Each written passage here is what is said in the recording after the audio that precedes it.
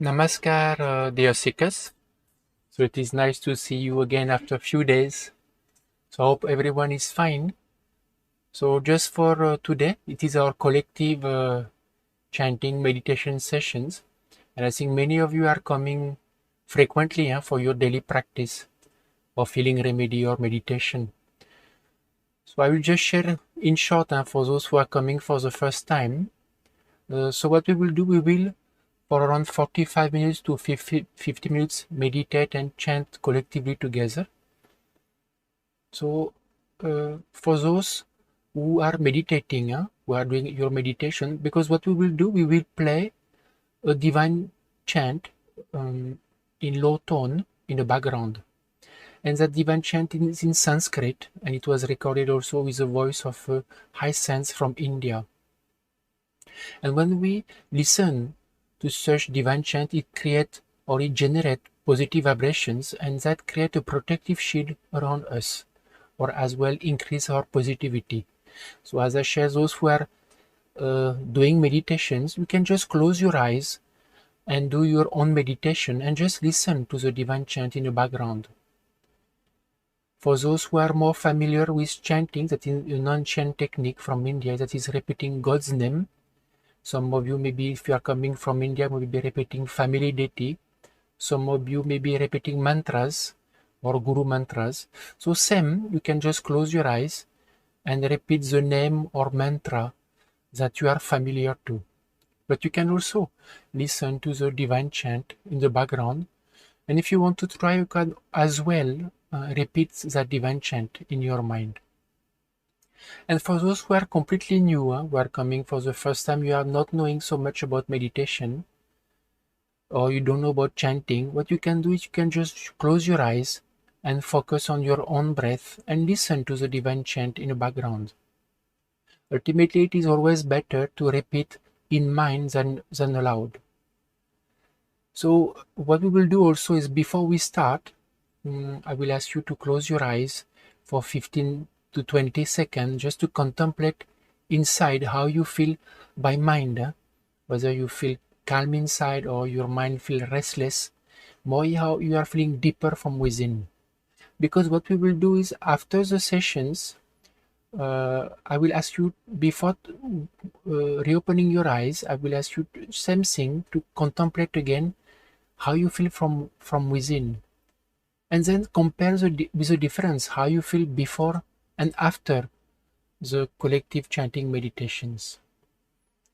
Because what is more important is the experience of the balanced state of mind and peace within. And after that, you can share your experience in the chat, or if you have questions also about this topic, about, we can say, chanting, meditations, or healing. So, dear seeker, what you can do now, you can sit comfortable. You can put your mobile in low tone so that you remain focused, so you can achieve concentration. That is the aim. Because when we are able to achieve concentration, this is when we will start getting maximum divine consciousness, or we say also divine energy, chaitanya. So, dear seeker, you can close your eyes, contemplate by mind or deeper inside how you feel, and after 20 seconds we will play the divine chant and start the collective meditation sessions.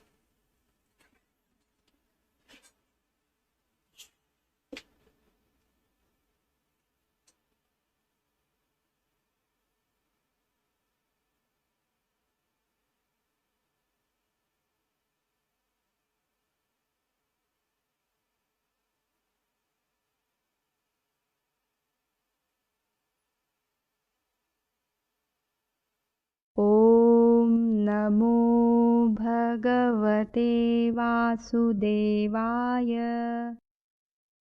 ॐ नमो भगवते वासुदेवाय। ॐ नमो भगवते वासुदेवाय। ॐ नमो भगवते वासुदेवाय। ॐ नमो भगवते वासुदेवाय।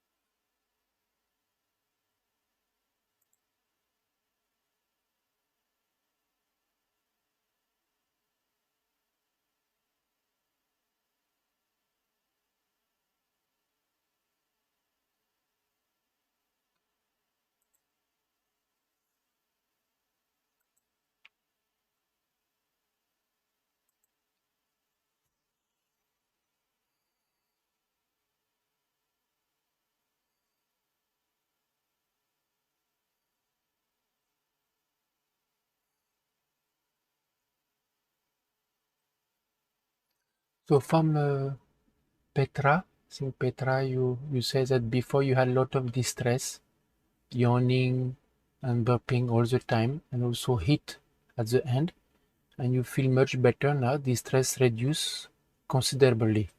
It's good now when yawning, burping happen. It's a good sign that means the black energy around us or in us is coming out. So not to stop, huh?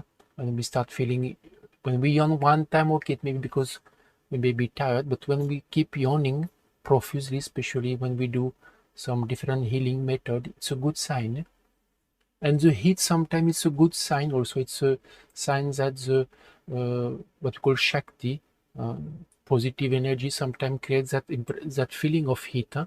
And that positivity and that negative vibration get destroyed. So there is a feeling of heat. From Yasmin, you say you are feeling better after chanting. From Aji, you felt mind is less worried now and panic. Jonathan, you suggest you have a question, Jonathan. I think you are from USA. Do you suggested any particular healing remedy for excessive sexual thoughts that almost only occur during upai?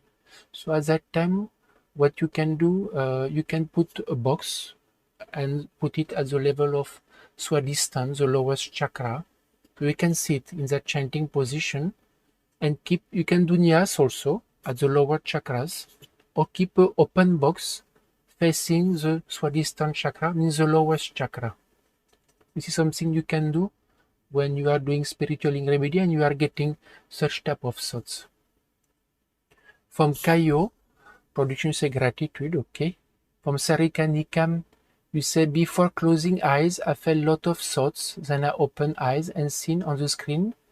I felt continuing chanting happen, and you felt some spiritual emotion and felt calm. From Natalia Walker, I found it is hard to breathe today. Any thought on what that could be? It depends, Natalia. Sometimes, see, either we have breathing is also related to our body. Yeah? So sometimes it can be two things, either something at the level of physical, we are unwell, or what can happen sometimes when our mind also, see, when there is, our mind is heavy, we may have more difficulty to have a proper breathing. So it can happen sometimes. What you can do when you have difficulty in breathing, you can also do nyas at the level of throat, at the level of the heart chakra, or at the level of Anahat chakra. Ultimately, if you can't try to breathe, try to just repeat in mind only. If you find difficult to breathe deeper. But of course, if you have issue with breathing, you always see a doctor, because we never know now with breathing. Of course, the situation is more at the level of breathing. From Totolala, it's a nice name, Totolala. The focus is inward.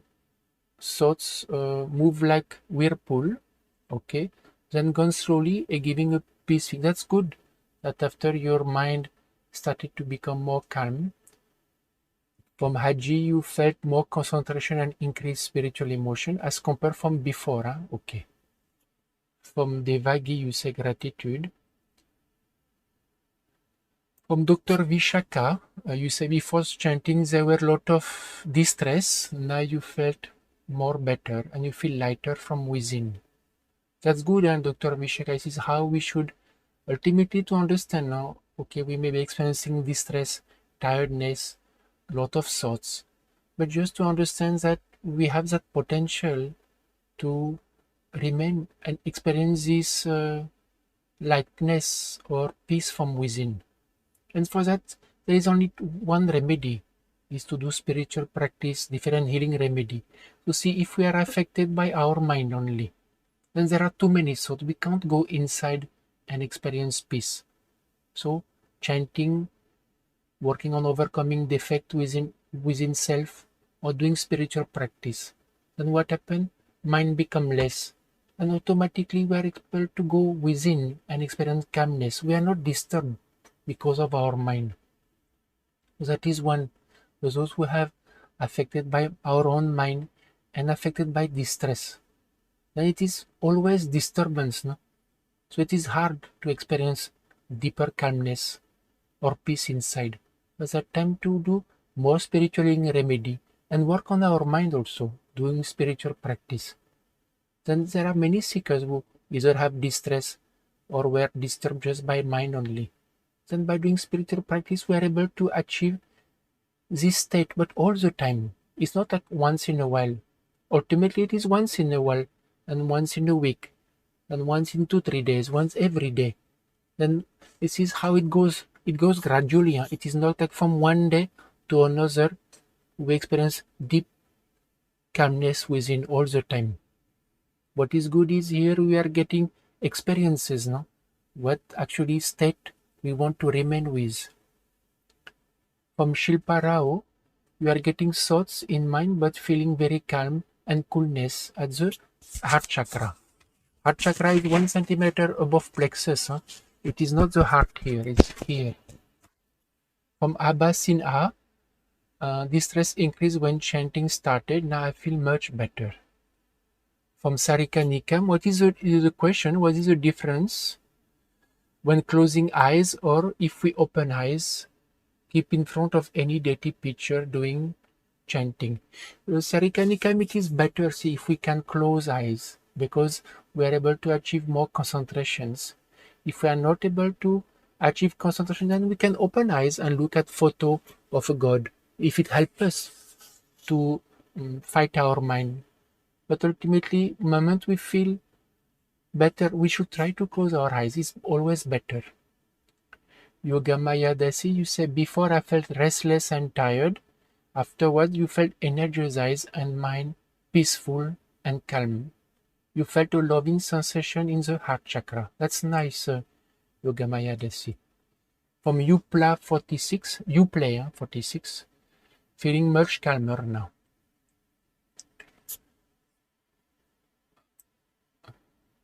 Okay, from Kelvin Thier, you were doing salt water remedy at the same time, and much excessive sauce came to the mind, wanted to stop chanting, and you try hard to complete the session.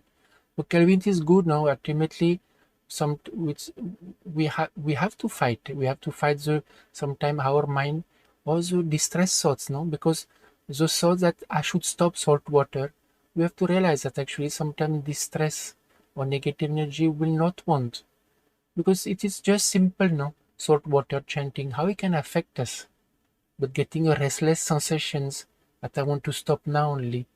Distress cannot tolerate because they're getting affected by the healing remedies.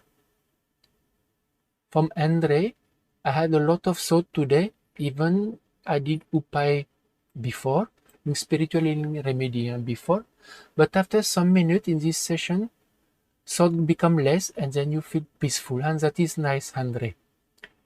From Rashmi, you're feeling much calmer and lighter than before.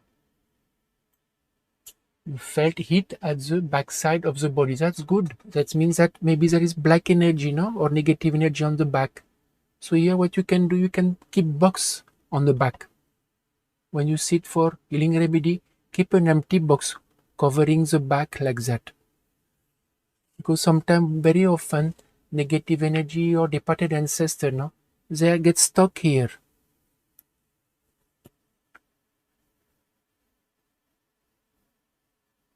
From Alter Bridge, you say I met a 3-year-old Indian boy tonight on the train, and his dad joking say, "How much will you buy him for?" And I say $1. And I can say 1 million.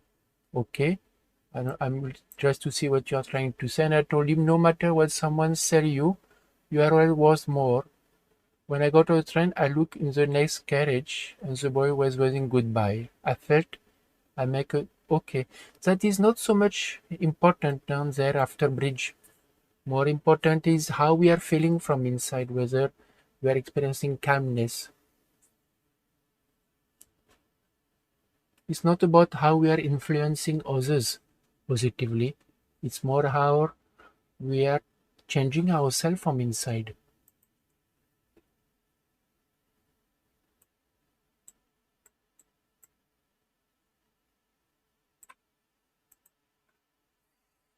Okay, dear seeker, I think we can end for today collective chanting sessions.